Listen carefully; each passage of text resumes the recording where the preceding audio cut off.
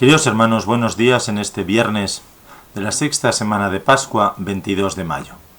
Un día en el que la Iglesia celebra también la memoria de Santa Rita de Casia, una mujer que nació allá por finales del siglo XIV y muere ya en el siglo XV, en 1457, creo recordar. Una mujer que vivió en una familia cristiana. De hecho, sus padres los llamaban los pacificadores de Jesucristo, ya que eran como unos jueces de paz prácticamente en las peleas y las discordias. En ese ambiente vive, se esposa, parece que es maltratada incluso, no como el maltrato que entendemos hoy, ¿no? Por un esposo en esa época. Tened en cuenta que la varonía se ejercía de una manera muy distinta a la de hoy. El padre muere en unas condiciones extrañas, los hijos le quieren vengar, después muere. Es decir, que después de unas vicisitudes grandes en su vida ordinaria, pierde todo lo que tenía alrededor, marido, padres, hijos, y decide ingresar en un convento. Allí es donde ciertamente, bajo un gran esfuerzo en la oración y grandes penitencias, llega a recibir los estigmas, incluso es estigmatizada por una espina de Cristo y, una vez que muere, hoy está incorrupta allí en Casia.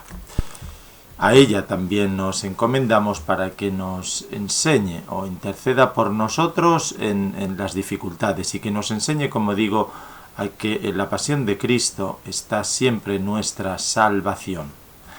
El dolor no hay siempre que eludirlo, sino afrontarlo desde el espíritu cristiano de redención.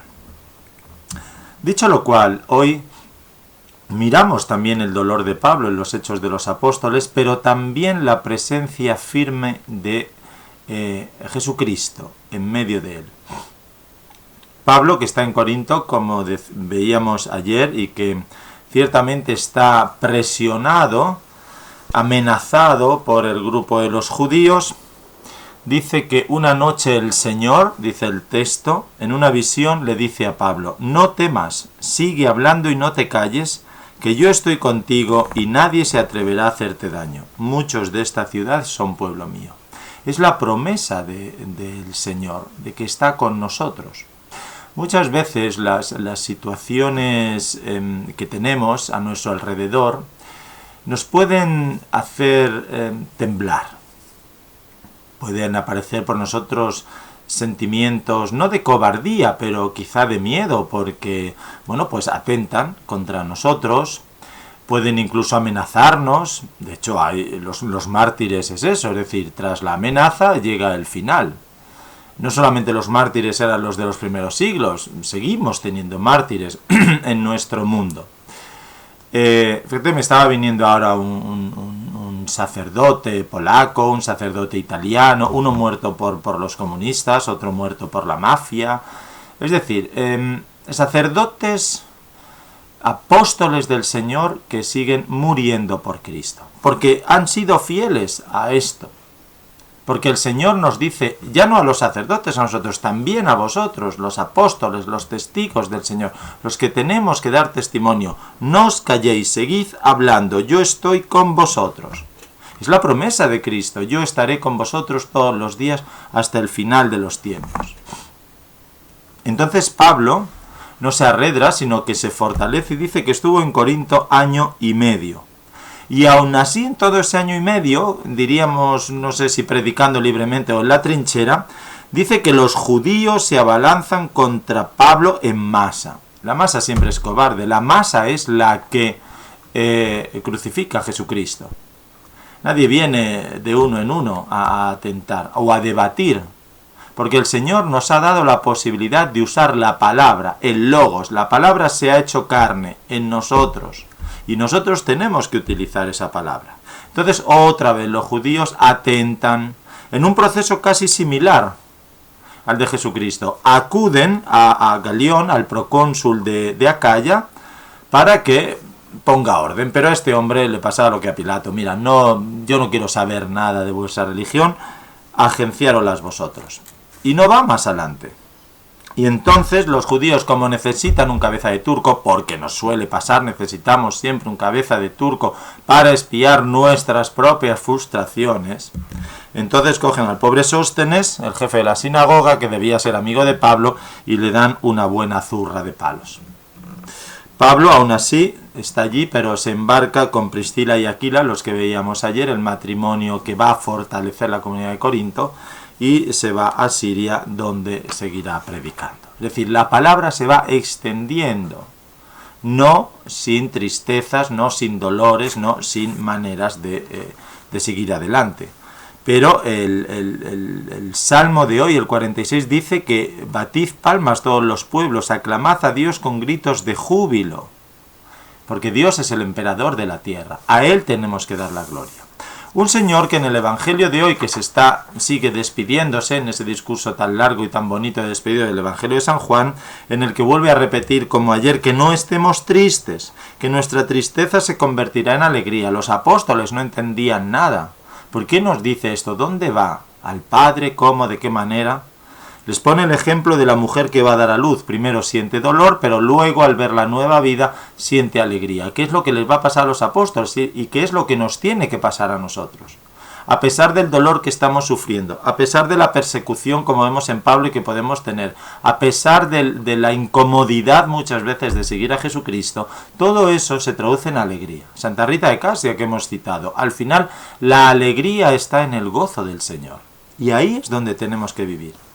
Y nos dice, nadie os quitará vuestra alegría. Nadie os quitará vuestra alegría, la alegría de Cristo.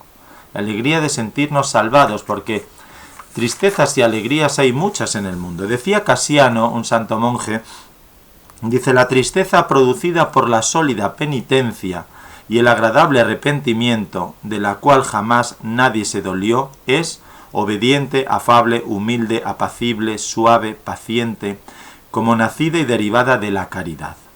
De suerte que extendiéndose a todo dolor del cuerpo y a toda contribución del espíritu es, en cierta manera, esta tristeza, o se transforma en cierta manera, alegre, animosa y está fortalecida por la esperanza de su nuevo provecho. Conserva toda la dulzura de la amabilidad y de la longanimidad y posee en sí misma los frutos del Espíritu Santo. ¿Veis? La tristeza que ahora sentís se va a convertir en esa alegría si es de ahí.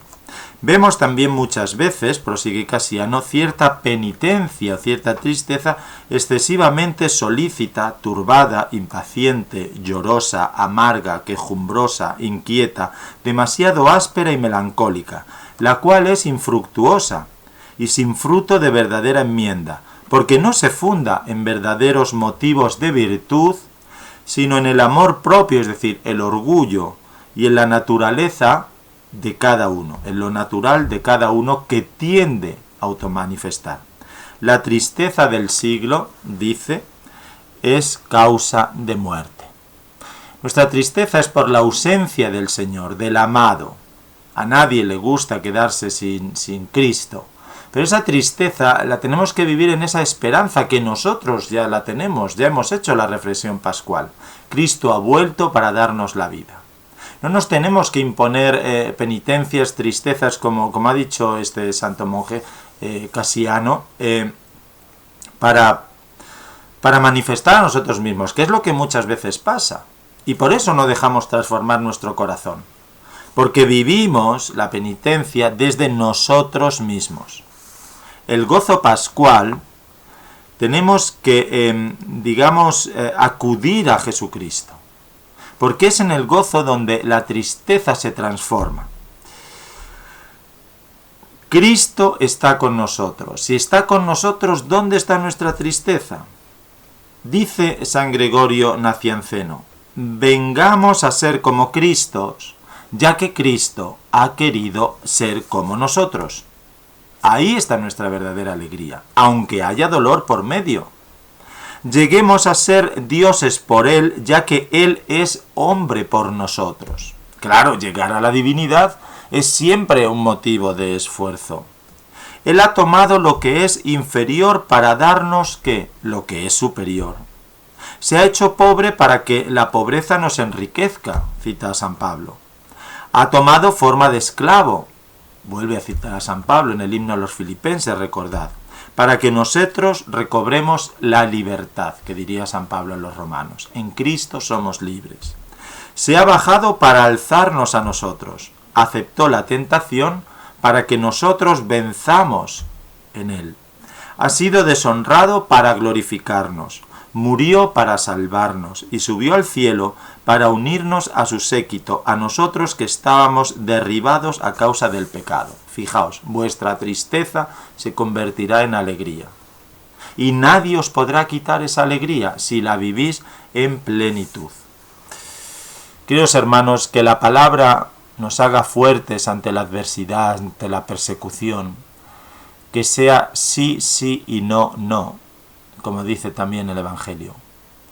Que seamos suficientemente perspicaces para no dejarnos manejar por esos sentimientos de tristeza o penitencias impuestas por nosotros mismos para autosatisfacer nuestra propia autosuperación, sino que sea la gracia de Dios la que actúe en nosotros, y que ahí, sintiéndonos esforzados, penitentes para llegar a la virtud, podamos llegar no solos, sino con el Espíritu Santo a la gloria celeste, con el Padre, el Hijo y, cómo no, el Espíritu Santo.